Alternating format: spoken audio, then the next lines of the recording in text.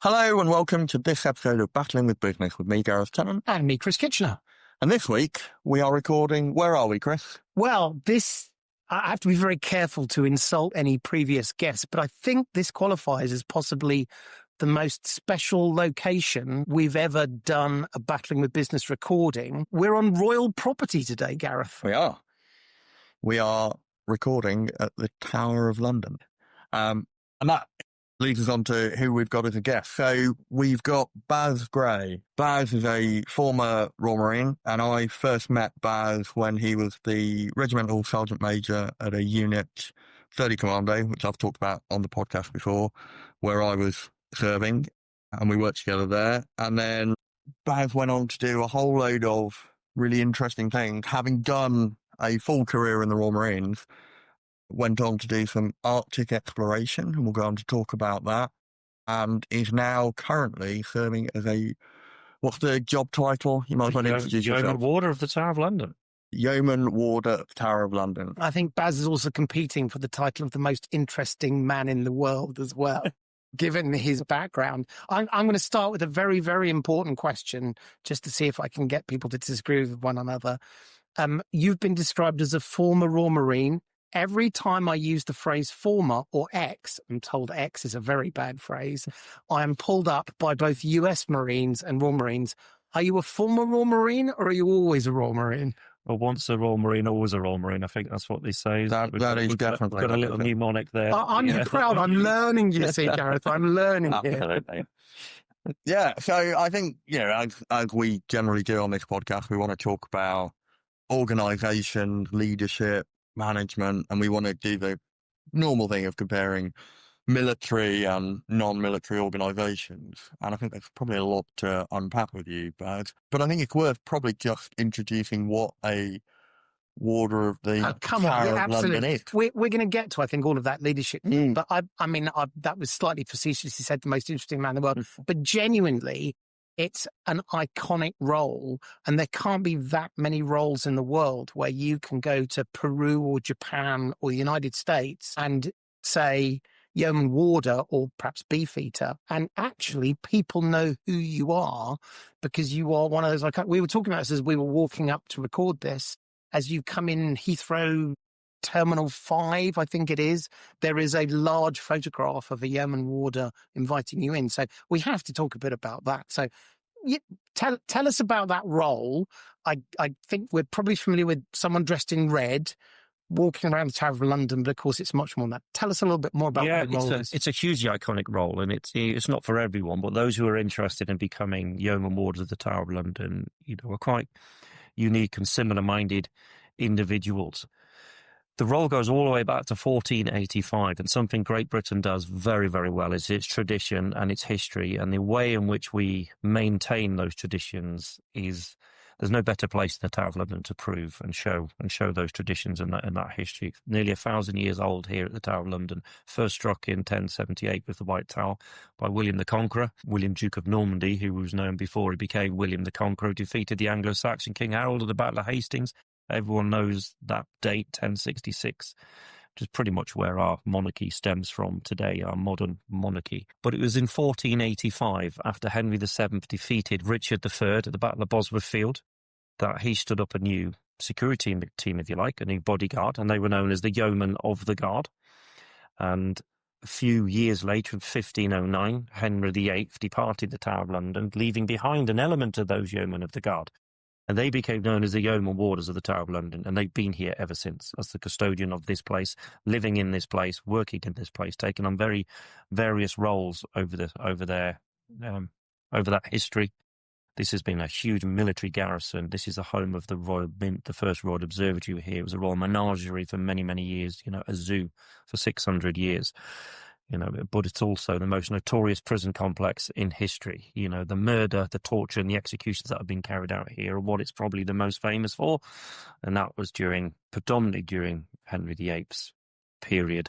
And the warders have been used as prison guards and all sorts over the years. So we're 540 years old as warders here at the Tower of London. And from 1876, we have all come from the military. A decision made by the Duke of Wellington, when he was the constable of the Tower here, that all future warders would come from senior distinguished service. So the military, that's exactly what we do now. To serve here now, you must have served a minimum 22 years in the military, had the rank of Sergeant Major and the Long Service Good Conduct Medal, which are the 3 criteria. So there's 428 military yeoman warders in our history here at the Tower of London, and I'm number 424. I've been here 9 months, and it is a wonderfully iconic historic role in such a fantastic family here at the Tower as well. We were just one big community, a small village or a small town, I suppose, here at the Tower of London. And yeah, that's sort of a nutshell of our history, I suppose. Amazing. So I think it's probably worth using that as a discussion point to talk about how you got here. Mm-hmm. So you've already said have to do 22 years in the military, at least at the rank of Sergeant Major. You were the regimental Sergeant Major at the 30 Commando when I first worked with you. Clearly your history goes back a long way before that. You've got a lot of interesting stuff. You were a mountain leader. Yep. For our listeners, that means a Royal Marine who specialised in Arctic, cold weather warfare and mountain warfare, and they help the rest of us with how we as a organisation fight and operate in those conditions. So instructors, but also the lead for our reconnaissance teams. And I know that you spent a long time in the world of reconnaissance. So do you want to just give us a kind of very summarised, potted history of how you got to being the RSM in the Royal Marine, and then what you did in between the Royal Marines and coming here? Yeah, absolutely. So I joined the Royal Marines. I'm still, there's not many few people who joined before me. I was 14 years old, living in Cyprus because my dad was a Fusilier in the army. I would probably more than likely just going to join my dad's regiment. That's all I really knew growing up was hit the military world, military life. And the Royal Marines, they're what is now the sort of Corps Colonel's office, if you like, the display team that used to go on tours around the world, came to my school when I was a 14-year-old, and I signed up to spend a day with them. And I'd seen something, and they just had something about them that I'd never seen before through any of my dad's colleagues and things like that. And I remember going home that day and saying to my dad, I want to join the Royal Marines. And he was thrilled. Well, I was quite soft, quite quiet. So when he stopped laughing at me, he was like, that really?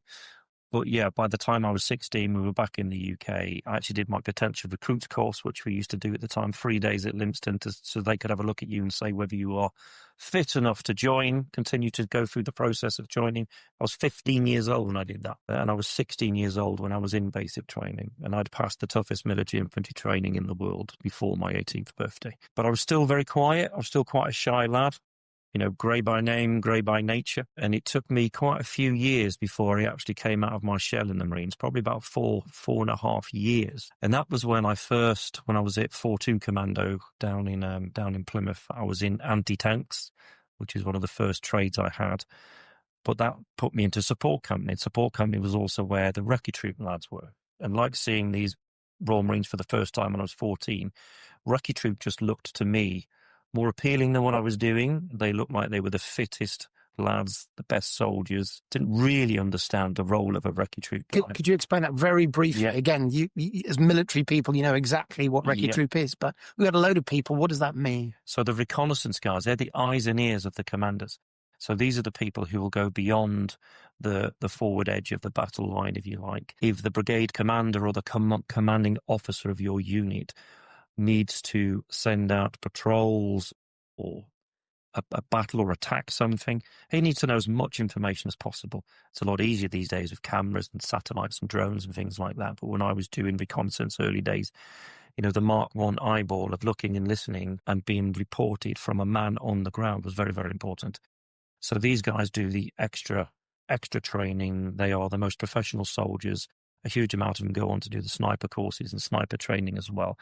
So they're the best soldiers, if you like, the most professional soldiers in the unit for sneaking about and gathering information on the enemy to report back so that the commanders can then have a better chance of success when they come to carry out an assault or a mission on that particular target.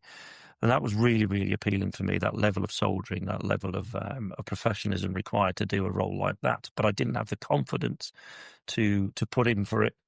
I just thought that was something that other people did, not me. And I actually got quite disillusioned with the Royal Marines. And at my 4.5 year point, I was looking to leave because I'd spent 2 years in 40 Commando, had an amazing time, and then got drafted, posted, which means you move from one unit to another down to Plymouth to the same job, but a different unit. I thought, how different could it be? But it really was different. And this will come down to some of the leadership stuff we talk about. I think we had a sort of leadership team that wasn't quite as motivated, let me say that, as one I'd just come from. So the job was a bit boring. The unit weren't really doing a lot. It was very repetitive, and I sort of got a bit fed up and decided I wanted to do other things. And a job came up in the store, of all places, in support company. And in that store, unbeknownst to me, my life was about to change forever because, again, of an individual who inspired me. The rank of colour sergeant, more often than not, those ranks before they become sergeant majors in the Marines end up doing like technical jobs, quartermaster jobs, working in stores as a colour sergeant was a very popular thing. And a colour sergeant called Pat O'Flynn, and he won't mind me mentioning him on the podcast, came in as a storeman, but he was a mountain leader. And just listening to him, learning from him, almost, well, that is what got me interested again. And I'd already sort of sat on a orderly room and put my paperwork in to leave the Royal Marines. And then I started learning about this organisation called Recce Troop. And I asked Pat O'Flynn one day, I said, look, there's a Recce Troop selection coming up. So they had 7 places in Recce Troop coming up. And I was one of 18 individuals that managed to get permission to go on that. And I said to Pat, do you think I've got what it takes? And he just simply said, well, you'll never know if you don't give it a go. So will you give me the time off to do it? And he said, yeah, of course I will. And then I said, what about the fact I've got my notice in to potentially leave? He said, we'll sort that out. We'll worry about that if you're successful, because there's a very good chance they're going to let you stay because they need, well, they want young, fit Marines like you. So I just put in for it. And I turned up day one with everyone else. And I still had this mindset even then of, I'm just going to have a look at this, see what it's all about. There's no chance I'm going to pass this thing, because these people are all so much better than me, fitter than me, stronger than me. And, I'm going to look quite foolish, but let's just see how far I get. And roll forward 5 days, I was selected as the top student of that Recce Troop selection process. And the next day after that, I was in Recce Troop. And I kept the Lance Corporal rank I had. I immediately became a section or a team 2IC, Lance Corporal in a 4-man team in Recce Troop, and then I never looked back. It's a real change from that point onwards. I get very nervous, and even more so, we were talking about this year, the perceptions of what makes good leaders, good soldiers, is to some degree, this is a poor generalization, loud, confident, aggressive people who believe in themselves 100%. And don't get me wrong, I think there are plenty of people who really are good when they do that, but there is almost this perception. And you've said a couple of things at the very earliest level of your career, and I can tell, having spoken to you, you talked about the fact you were quiet, you're softly spoken, you are not the person who says, look at me, this is what I get the sense that's part of your leadership style, and Gareth has mentioned this before. Can you talk about that? The fact that by that definition, which other people use, there is no way you should have even have been successful at that point. You were quiet.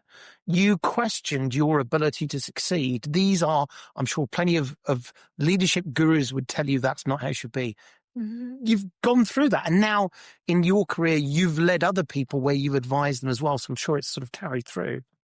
Yeah, totally. I mean, at this level, as a young Marine going into Recce Troop, they're looking for a certain thing, which I was unaware of at the time. But I sort of went on to become the chief instructor for the Royal Marines Mountain Leaders Branch, a very senior, very responsible position, something I never would have ever dreamed of doing at this stage. And it was a bit like training, really. I had no problems in basic training because I was never excellent at anything, and I never failed at anything. So I never stood out. I was just always there.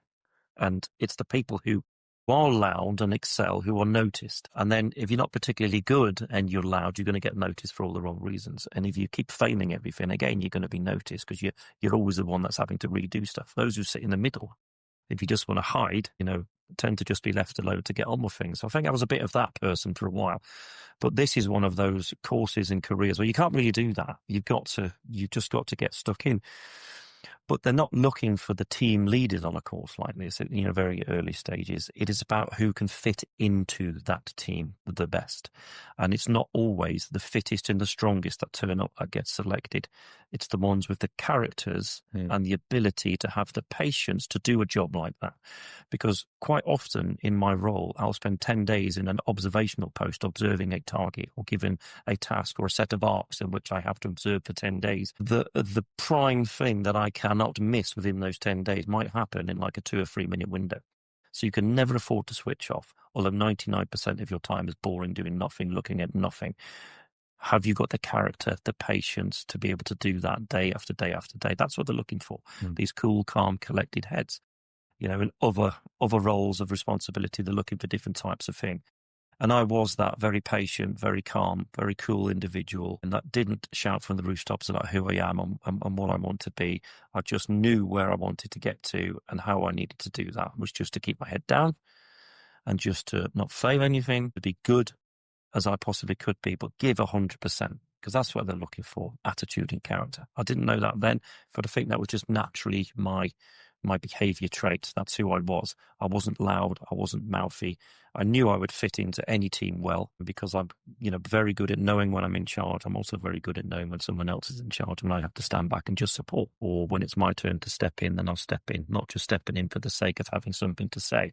I think I learned that very early. It's interesting. I think reconnaissance is one of those areas where, as you've said, Baz, you need to be one of the fittest, strongest soldiers. And this is probably reconnaissance operations sort of writ large, not just mounted leaders in their own ranks. But part of it comes down to being able to operate at reach. You have to go forward of the main force where you don't have the support. And quite often you'll do that with very limited or no communications, which means something we've talked a lot on the podcast about is mission command and the idea of trust, that mutual trust in leadership and in teams and organisations. And I think it's really interesting that you bring out these sort of elements of quiet competence and self-discipline to be able to do the job well without that level of scrutiny, because I think that is pretty much what you need in recce soldiers. But that leads on to what I experienced of you as the regimental sergeant major, and we talked about this a few years ago over a coffee, was your approach to being an RSM, which is caricatured as quite a loud, they are the shouty person in the unit that sort of manages discipline amongst the other ranks, the non-officers. But your approach was very, very calm. I don't think I ever heard you raise your voice, and yet you were probably one of the most effective sergeant majors I ever worked with. And I think that's probably a reflection of your character, and it comes from that reconnaissance background.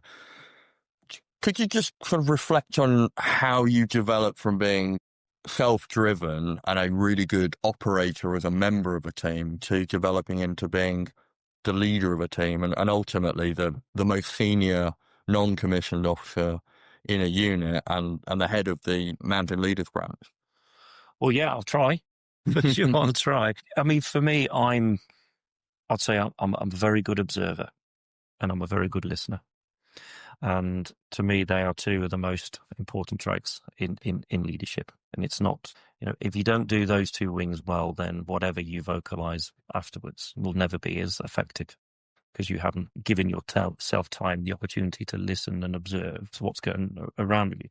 I would sit in many meetings in RSM and the colonel will turn around to me at the end and say, well, what do you think? When normally an RSM is introducing or interrupting all of the time and having an opinion on everything, whereas I would be the guy who would sit at the back of the room and just observe and listen to everybody and give everyone an opportunity to say, and had such a good, trusting working relationship with my commanding officer that he knew exactly what I was doing and what exactly my character was. And then at the end, he would just turn around and then say, well, RSM, what do you think?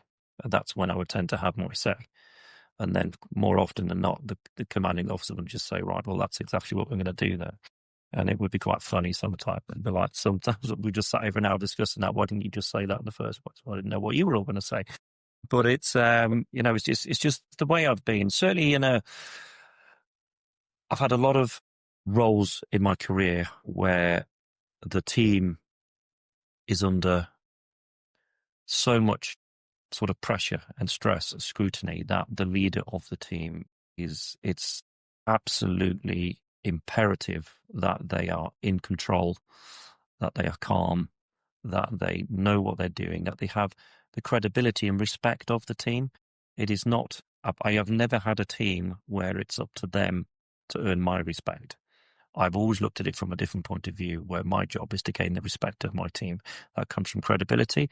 It comes from always being willing to put yourself in a place where they are, never asking them to do anything that I wouldn't do myself, regardless of my seniority. And I would say right up to being an RSM, I was very much always that character. And you learn a lot about people and individuals when you're in the most stressful of situations. And being a Romney Mountain leader, you're put in some very stressful situations, both physically and mentally. So when I was running courses, I didn't really start assessing people on a mountain leaders course or a recce course when I was running them later in my career, until they were cold, till they were tired, till they haven't really slept for a few days, when I start to see the real character that we're looking for in our branch, because they have to be on it all of the time. I have been on a mountainside in a whiteout with 60, 70 mile an hour winds, where a weather system's come out of nowhere with a company of Royal Marines, and I'm the mountain leader corporal. Now we have officers, we have sergeant majors, we have sergeants, all in this company, very much more senior than me as a Royal Marine, who are now all looking at me. Okay, Corporal Gray, mountain leader, how are we going to get out of this one? And that's what we do as mountain leaders. We step up, we take charge, we take control, and we sort the situation out. We just don't go, I don't know, well, let me have a think, because as soon as you start allowing that negativity to fade, it come into your mind, they then start doubting you, and panic can set in, and they, and things can go downhill. So you've got to know when you have to have that confidence to step up. And, that's what the Mountain Leader course teaches you. That's why it's so tough. It's why we select certain types of characters so that we know they're going to step up when the time matters. And that does not come, for me, from vocally screaming and shouting at people. For me, that's where they lose respect, not gain respect. And it's a character trait that I've never really put into. Don't get me wrong, when I've run mountain leader courses and guys have got it wrong, anyone who's been on one of my courses will tell you that I can become that character when I need to. And they have to know that that character's there sometimes. And I think a lot of time is my in my RSM career, it's like we never want to see that side. It's almost like we know it's there. You're a Royal Marine Commando. You have been in for 24 years. You've got the ability to turn into that person if you need to. And sometimes just the threat of it is enough to control people. But I've never, ever needed to do that, as you said. I think I did raise my voice once in 2 years as an RSM, and that was to a Marine. He was hugely disrespectful to the commanding officer, who was a brilliant commanding officer. So he sort of got both barrels, if you like, for a period of time, and he ultimately was discharged out of the Marines anyway. He was just totally unsuitable. So I see my experience, having been in the Royal Marines 26 years, is what's the point in having all of the experience if I can't pass it on to everyone down to Marine level? If a Marine can't approach me with a question or a query or needs something explaining or understanding, then what's the point of me having all that experience? Was the way I viewed things. I remember diving into bushes, running down corridors, diving through any door when I was a young Marine if the RSM was approaching. That to me is toxic leadership. It's horrific leadership. It's what's the point in that man if all he does is tells me off every time he sees me. And you got that sense they were just looking to make something up, because that's who they had to be, the scary man with the stick. And I vowed, even as a young Marine, I would never be that kind of individual leader if I ever got the opportunity to be. And I can honestly say I never was. But that helped me create good working relationships with my sergeant majors, who then, because they respected and trusted me, would have a similar style down to their sergeants, to their corporals. But it most importantly gave me an amazing working opportunity with the commanding officer and the officers in the unit. As you've already said, I had a very good close working relationship with the command and the officers within the unit because of my personality and my respect for them as well. You talked about something, and we should come back, maybe we'll have a break in a little bit. We should come back and talk more about the mountain leadership role, again, to explain what it is for people. Yeah. But there was something you touched on there, which in my world is something which I think we mistake, and that is when things are going well, things are going well. Things are pretty straightforward. You follow patterns, you do the thing you're supposed to do, and it all works out. And often when people think about the state of their organization, they judge it based on good conditions. And what you've talked about was, you said, which I thought was really good, I only start to assess the people when they were under this significant stress. Can you talk about that, how you've seen people change under stress and why that's so important? Because I do think, particularly in the civilian world, we don't go into danger in the same way the military does. And so I think we spend too much time in a comfortable place and make judgments upon that. Do you want to just talk about that change you've seen? So experience of high stress environments is what? The more often you're in those scenarios and situations, the more you get used to it, the more the mind then has something to recall to help you get over the next level of stress or the next time you're around it. So in a lot of the civilian corporate environments, you know, what really is stress to them in comparison to what really is stress to me in my background. Yes, they are two totally different things, but I think the principles behind it all are very, very similar. You know, you need to experience high stress and high pressure often to be able to learn how to cope and deal with it, to see it coming, to see how to bypass it and not get yourself overly stressed. When I left the Royal Marines, I did work in leadership. I had my own business for 7-8 years working in leadership, and I specialised and focused in mindset in high stress environments, because that's where I had a lot of experience, both in my military career and my exploration career afterwards as well. And I was very effective with a lot of very senior corporate companies here in London and across the rest of the country. It's just helping people to decision make better when they're in these extremely high stress environments, because people don't see it naturally themselves. They start to become different personalities, and you can physically watch them changing in front of you when you're used to seeing this. So when I had, you know, a young team in Iraq, for example, you know, I'm a mountain leader, class 2 corporal with a 6-man team cutting around behind enemy lines in Iraq. I've got a sniper pair, and I've got 4 young Marines, some of the fittest, motivated men in the unit.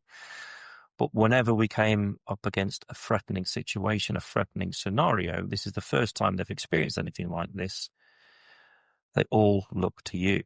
And as soon as I start going, right, like that, you know, it start creating this panic environment, my voice changes, I start panicking, that instills that into them. And that's the style of leadership I become. And that becomes the style of behaviour of the person relying on your leadership.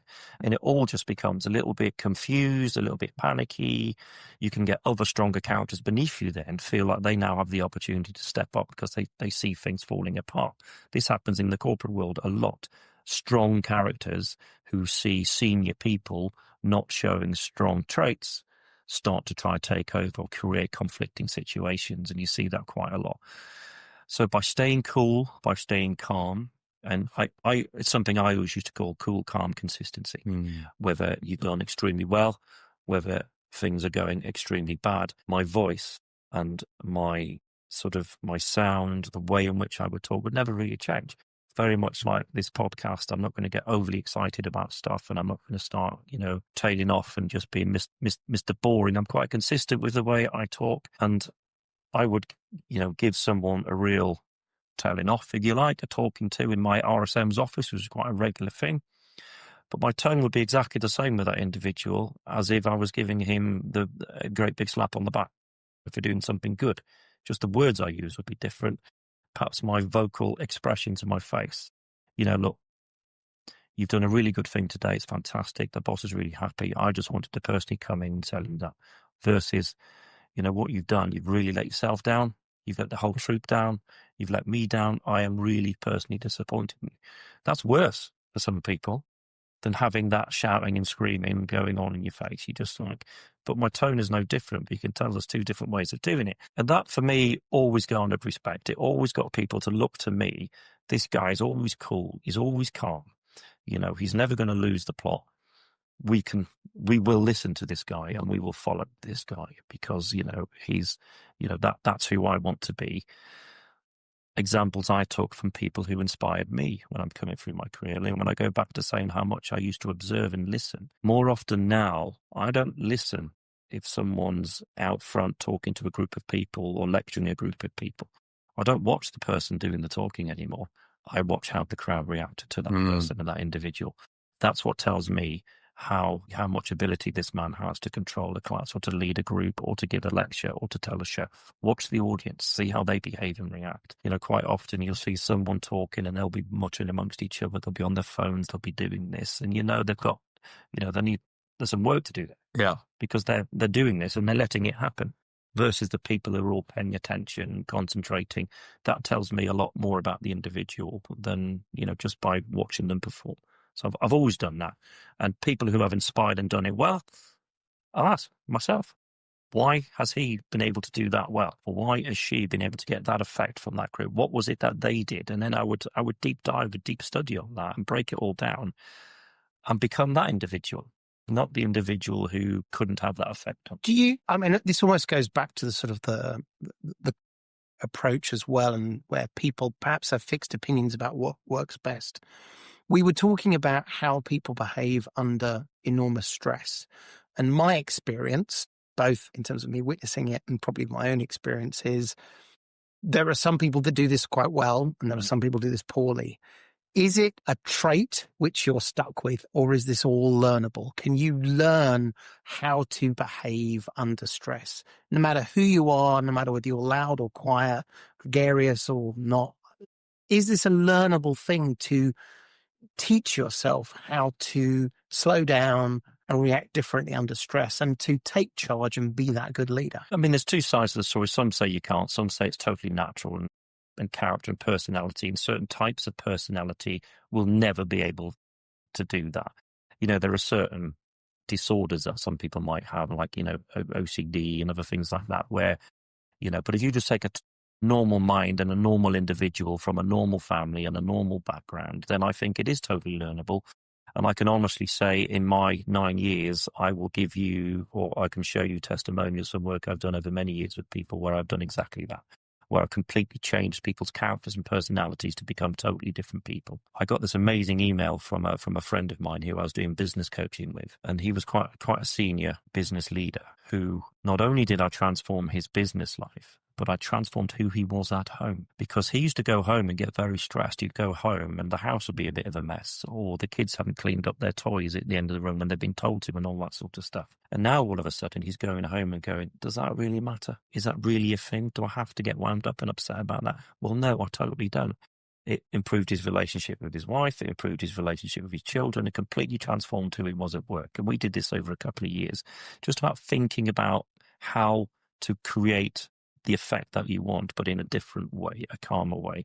And so it can be taught, to answer your question. I think it is learnable. Some personalities, it will take longer than others. But for me, it's also a huge amount about experience and putting your mindset into places where you're in a stressed out, difficult environment often. And my career was absolutely full of those types of things. I think I've always been naturally calm.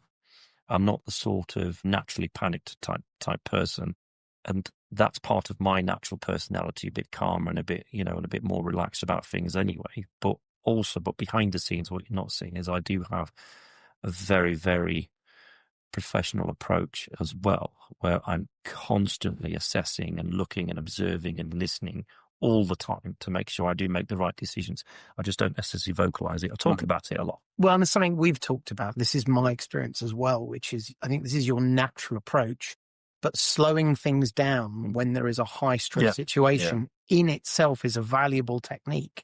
It gives space for you to make the right decisions. It gives space for you to actually understand what's going on. So there's a natural, I think, affinity between that natural style, which is also about confidence, which is about people looking for people to panic.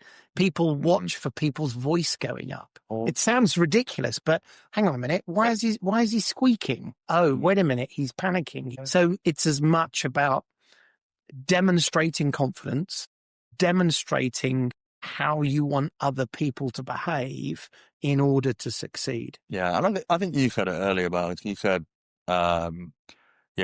stressful situations in the military are very, very different to stressful situations in perhaps a commercial work environment. but the actual process of dealing with that Principle, I stress think, is the same. Is the same. So, and I've always sort of thought about this. Stress is a chemical reaction to a environmental change, and your body doesn't have a inexhaustible amount of stress hormones. Your reaction is going to be based on what you perceive to be a stressful situation. And I think the more you expose yourself to difficulties, stress, the more you get used to it. And then also that if you've seen a situation before that is similar, you have a benchmark from which to respond. And that's what we try and replicate in training. Yeah, and it's exactly that. It is exactly that. I went on and did some, as you know, some incredible things, but the listeners don't know yet because we haven't got there yet. For example, a solo, totally unsupported walk to the South Pole from the edge of Antarctica, 730 miles. When I did that in 2019, I would have been fitter and stronger 10, 15 years earlier, but I couldn't have done it then because I didn't have the mental maturity or the mental resilience to take on something like that. It became a stepping stone journey for me through a series of tough expeditions over many, many years, where each time I'd push a little bit further, each time I'd push myself to a wall, and then right at the end, just have the ability to get over that wall because of a previous experience. I've been here before. We got through it before. This is just a little bit tougher. I can keep going. And the next time I'd go a bit further and harder and a bit further and harder. And then eventually I'm building up almost like a fingerprint in my head or an impression in my head that says, we've been here before. You've been here before. You can push on a little bit further again. And that just allowed me mentally to do things when physically I've been fitter and stronger. It's no difference in business and in the corporate world and in leadership. It's having experiences to relate to what happened last time. And if you got it wrong, analyze it. Why did you get it wrong? We call it lessons learned in the military, and we try to document and write down why things went wrong. And then so we can learn from these things in the future. You've got to do that with your mind as well, in your mindset as well. Personally analyze, why did I behave like that? What reaction did people have to my behavior that sort of made this a much tougher situation to get through?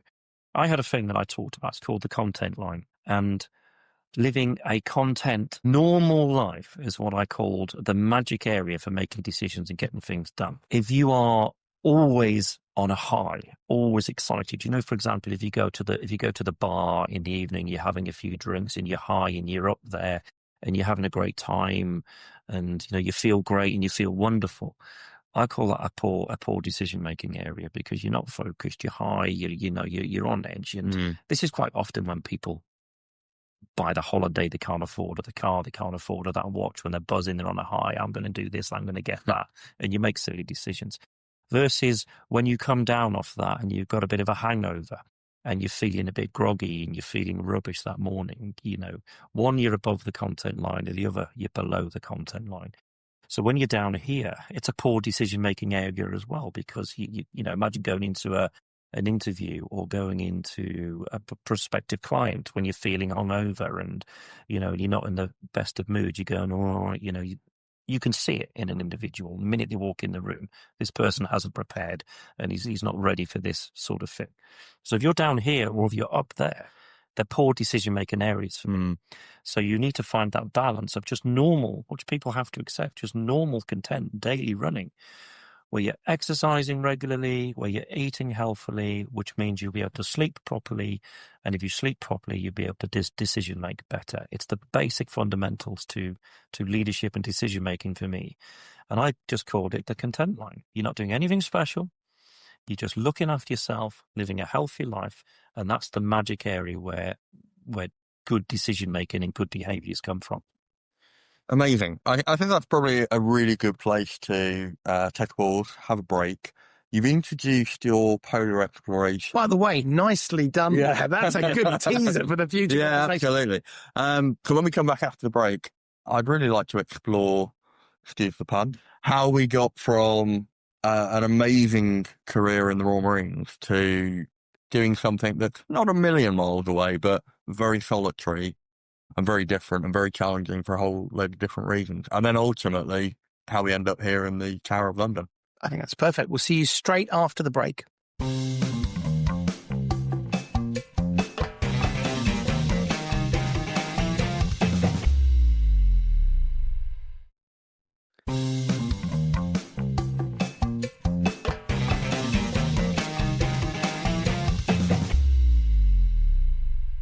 Welcome back. We are so lucky with our guests. So much we talk about the theories and principles of leadership, but it's so different when you hear someone talking about a lived life, a successful lived life, and someone who's got very clear views. But let's go back to what you said. So you joined the recce troop, and now you're moving into the mountain leadership world. Let's just spend a few minutes on that. Can you explain to the listener what mountain leaders are about? And particularly from the angle of that feels like, again, there's a different set of skills. And as we're going to talk about the polar expedition, it feels like there are some skills that you probably carried with you all the way down south. So the Royal Marine Mountain Leaders are the extreme cold weather and mountainous experts globally. They are the best at doing military mountaineering and military in the extreme cold weather environments. And there is a potential threat globally, and more so when you think back to the Warsaw Pact era and things like that, the threat from Russia coming over above Norway and places like that, the northeast flank. Was a reason extreme cold weather warfare sort of started properly in the 60s into the 70s and 80s. We were doing more of it then than we do today. That threat was real, as well as the jungle areas, the desert areas. There are potential threats all over the globe, and Royal Marines specialise in the four corners of the globe. So we train them all in jungle warfare and desert warfare and extreme cold warfare. And for me, and for many people who've experienced all of those environments, working and soldiering in the extreme cold is probably the harshest and hardest environment to do it. It's the hardest place to hide. It's the hardest place to move without creating sign. And it's with the cold, extreme temperatures and the weather that you get, it's the hardest to survive in. So teaching people not just to survive, but to thrive in those environments became my life and career for nearly 20 years. So the mountain leaders are responsible for training all other Royal Marine Mountain Leaders. There's about 70 men in the organisation that do an 8-month course. It's the same length as Royal Marine basic training, but it's far tougher and much more mentally challenging than your basic training course. They're all corporals, so you've all shown leadership potential before you even go on the course. On average, people have been in 7 to 8 years before they start the mountain leader course. They'll have all been cold weather trained previously as a Marine, so they've got some experience in these environments already. They'll be very, very fit, very, very motivated and exceptional soldiers that have proven themselves within the military already before they're selected to go on this course. It's all about heights. It's all about rock climbing. It's all about working in the extremist environments all the time, because that's where the Royal Marines put themselves. So they become the fittest, strongest and best soldiers in reconnaissance, which we've spoken about already, as well as in mountaineering skills and techniques and rock climbing, because the Royal Marines Mountain Leaders are responsible for what we call vertical cliff assault. So it's about surprising an enemy by coming from the least expected place. So an enemy will defend a beach, but they won't defend the cliffs either side. So that's exactly what the Royal Marines will do. They'll climb those cliffs, pulling behind them ropes and ladders for normal troops. Normal troops, all Royal Marines are very extremely well trained, but we just go beyond to another level as mountain leaders. We'll put up scaling ladders and knotted ropes and things to get conventional troops up those so they can surprise the enemy. Things like that. They're all parachute trained, and so that was just an unbelievable course for me of doing these extreme environments. You're in the summer. Climbing on the cliffs of Cornwall in August is beautiful. It's amazing. But at the end of each day, they absolutely thrash you for 2 hours of physical activity. So they're breaking you down consistently. You really have to want to be there to continue with this course. Then you're in the mountains of Wales learning navigation with huge packs on your back. Before you know it, you're on Dartmoor doing the soldiering operational side, marching miles and miles every night into observational posts. Then you're in Scotland, putting it all together in the winter of Scotland in the high mountains for days after days. Then you're on the Isle of Islay doing 10 days with nothing whatsoever on a survival exercise. And then you spend 3 months in Norway doing it all again in the most extreme environments in Norway, putting it all together, skiing with 200 pounds on your back with skis on your feet that are actually like planks of wood, as military skis aren't anything like you would find in a modern ski store or shop. And that, again, is just extremely challenging. I have watched grown men cry in Norway because it's that tough what we're asking them to do, especially if you can't ski very well, falling over and if your pack's like 100 pound in weight, trying to get up, put that pack on your back And as soon as it's all comfortable and relaxed, your ski goes again and you're on your backside again. And it's just, it can be horrific for some people. Well, you're smiling. Clearly there are some memories there. Because it's horrific. How do you, I mean, that seems to me perseverance. That seems to be, to use the cliches, grit and determination. Absolutely. You've gone through all of that. And it's interesting as you've talked about your career, it almost each time you ratchet the level of commitment. How did you do that? You must have had moments when you were on your arse in the snow going, do you know what? The recce troop was quite easy. I could go back and do that. How did you not stop? That's a better way of saying it. It's progressive. It's progressive. And I had a determination to get through whatever I'd set my mind to. And I always knew I was physically fit enough and capable of doing it, even though I might be at my lowest ebb now. But also in the Marines, it's the guys around you, it's the team around you that are all going through these same experiences at the same time. You got these other extremely motivated, fit, strong individuals, like on the Mountain Leader course, that are all going through it with you. And you just look at each other. And, you know, one of our sort of commando values, if you like, is, humour, laughter in the face of adversity and all that sort of stuff. And there'll be so many occasions where it is that bad, you just look at each other and start laughing. You just like that. This just can't get any worse. And then it gets worse.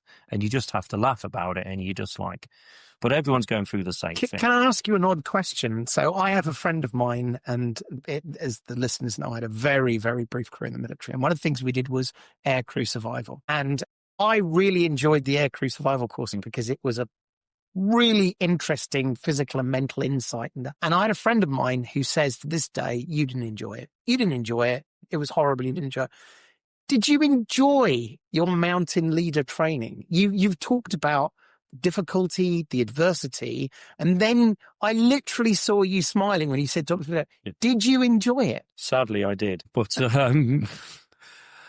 and I think you have to have an element of that level of mentality to, this is brilliant. I am loving this. Of course, there are moments where you want it to stop. But when I look back now, I look back with so much pride and satisfaction that I could do a course like that and want to be there and genuinely never want or never even consider coming off the course, which I never did.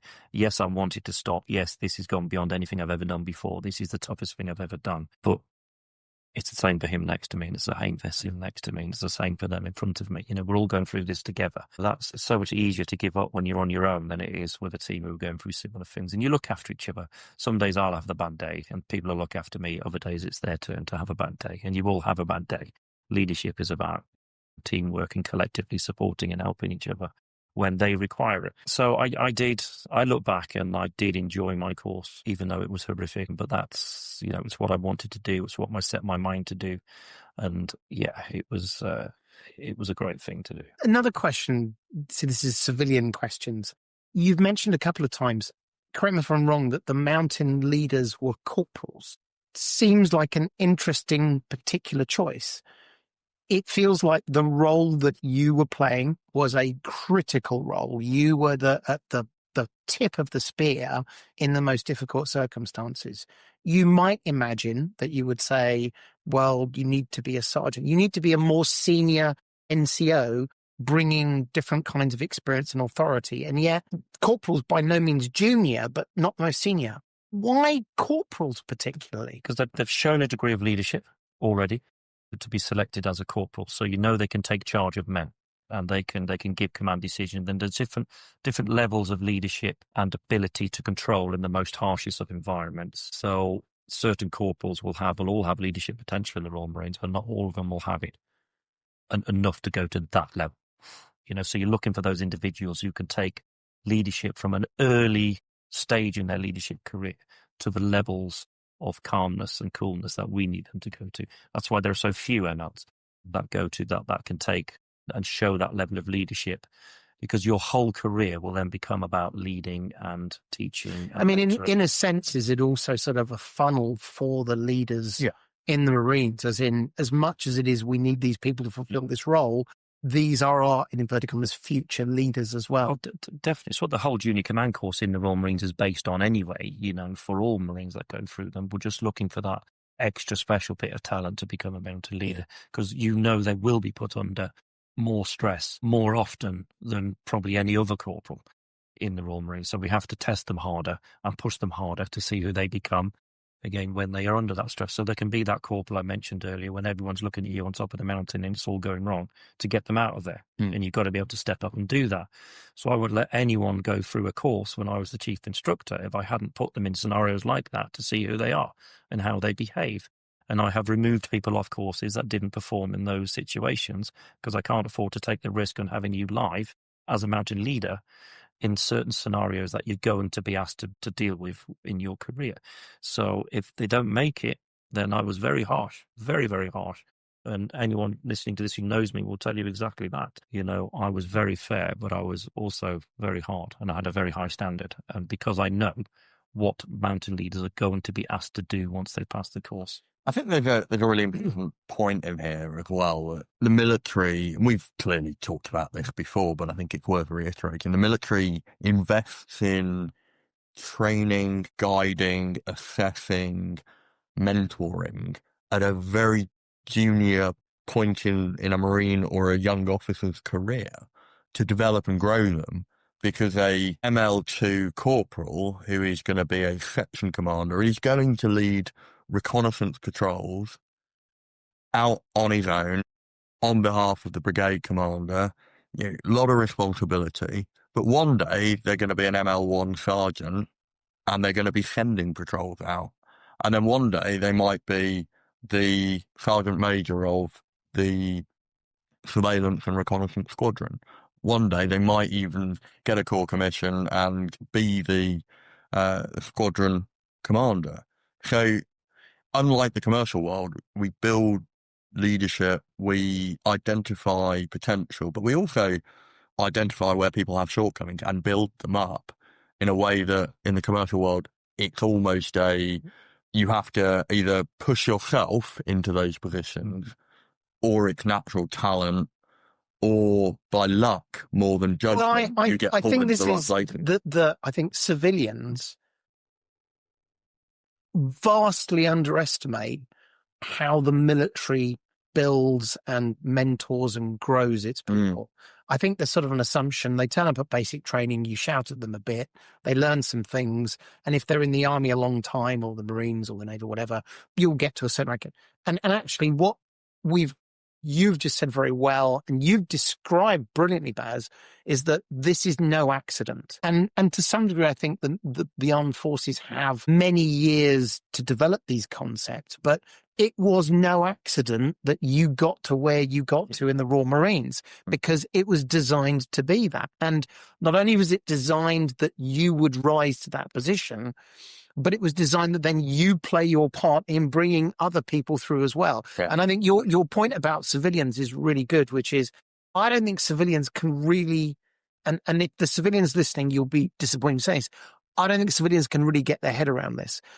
Again, put a different way, I would suggest, I suspect, a minimum of 50% of your life in the military has been spent training, learning, growing, finding, do you know what I mean? As in that you, and doing the job, which you clearly have done, is almost an equal part of that. Whereas in the civilian world, it is 98% doing the thing that you've already identified you can do. Yeah. And 2%, well, maybe will grow you further. And it's very haphazard. It's very, if you have a good manager, they'll grow you. If you have a poor manager, not only will they not grow you, but they'll probably to be a Yeah, so this is exactly what I've done with corporate companies once I've left, is introduce that military style of leadership. So, and it's worked very, very well, and some good corporate companies who are doing it exceptionally well now, to the state of, I would say to them, why aren't you identifying your best people earlier? You've got people who clearly want a long-standing career in this industry, and they're doing very well now. It might be 4 or 5 years before they become, a manager or an area manager, but why aren't you training them now for that position? How do we do that? I then go away and design a basic leadership course for them, where they start learning early how to focus on looking after people, respecting people, talking human behaviours, all those sorts of things. And I would also turn around to people and say, everybody, like in the military, should be able to do the job 1-up, but have the knowledge of the 1-2-up. So like, a Lance Corporal should be able to step into his corporal shoes, and he should have a very good understanding of what his sergeant's role and job is. Same in business, so we have those, we call it the rank structure. We physically have those ranks.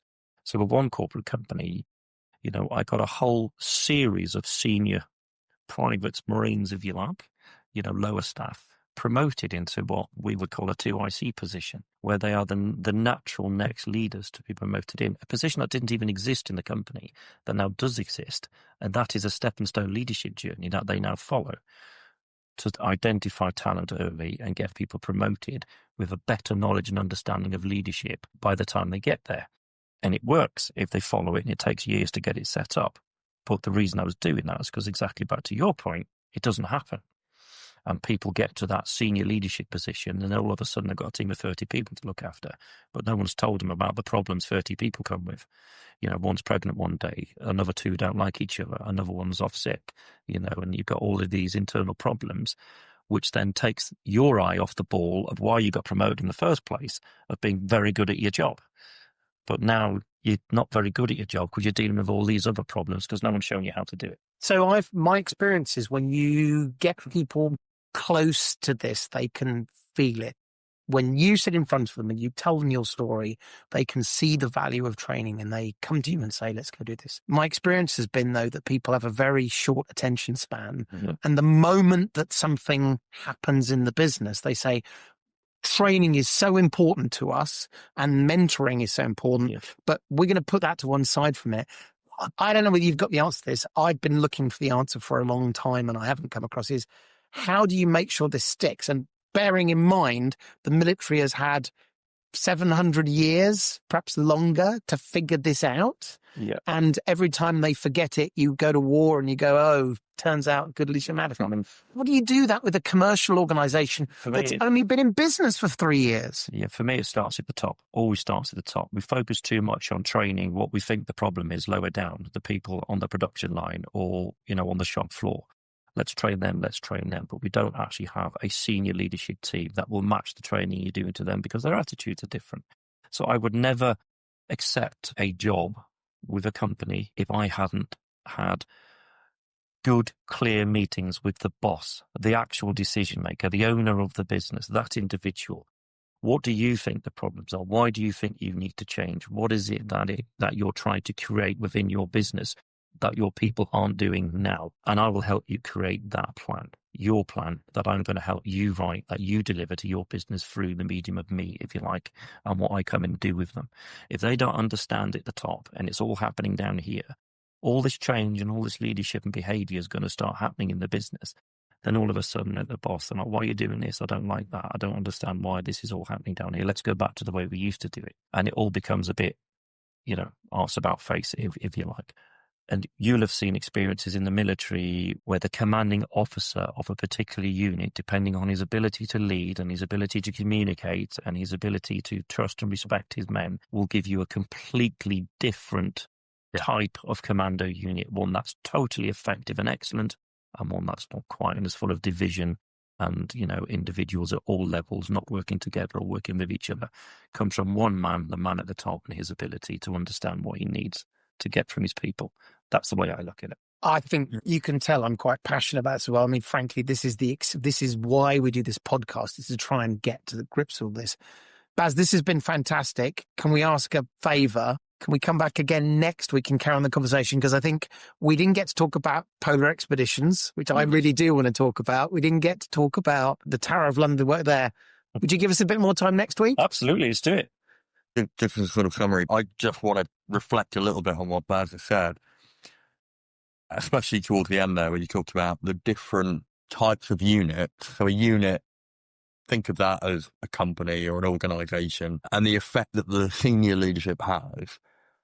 I've worked in units where the senior commander has been really quite toxic, and we've kind of alluded to and I think explicitly talked about it on the podcast. And it is driven by the behaviours of one person, the boss, because everybody looks to that person, either consciously or subconsciously, and emulates some of their behaviours, becomes disenfranchised or motivated, depending on how they're treating the people. And I think I've said before on this podcast, I'm a real believer that people in leadership positions often overestimate how much they're going to change an organisation by changing policy or in introducing new rules or tinkering with the mechanics, and they underestimate how much they will change the organisation just from their attitudes and their behaviours.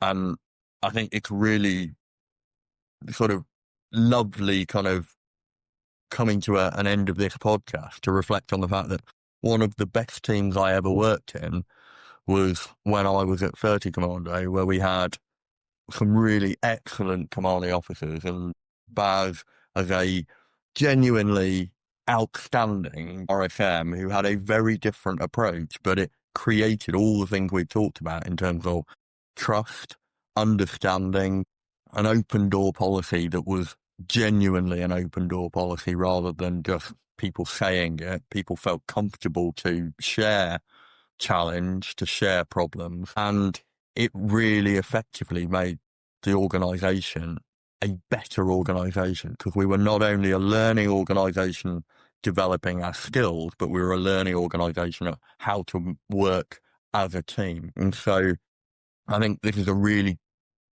lovely opportunity to kind of reflect on actual putting theory into practice and seeing it work. Well, it's a perfect sort of summary of everything I think we've tried to capture, which is good leadership matters. It's not a nice thing to have. Actually, it's the difference between success and failure. It's the difference in the military's case between life and death. And so if you're not thinking about how you create that environment, you create the leaders, and you have the right leaders, then you are not going to succeed, no matter how clever your engineers are or your idea is. Let's call it for today. Thank you very much, Baz. Thank you for your patience as we've gone through this. Very welcome. What we'll do is we'll come back in next week. But for those of you listening, please do join us again next week when we will catch up again with Baz. But for the moment, if you've enjoyed this, please do subscribe and like. I still haven't got my head around this young person's thing of like and subscribe. But if you subscribe, that means every Thursday, your episode of Battling the Business will land in your podcast inbox. We are available on battlingwithbusiness@gmail.com. And so we would love to hear your feedback, whether it's positive or negative, whether you agree or disagree, or whether you've got experiences you want to share. And, you know, the best episodes for me are when we have guests like Baz who can talk about real life rather than just the theory. But for the moment, on that note, we will say thank you very much for joining us, and we will see you again next week on Battling with Business. Yeah. Thank you, Baz, for your time, because I know it's precious. Yeah. See you next week. Bye-bye.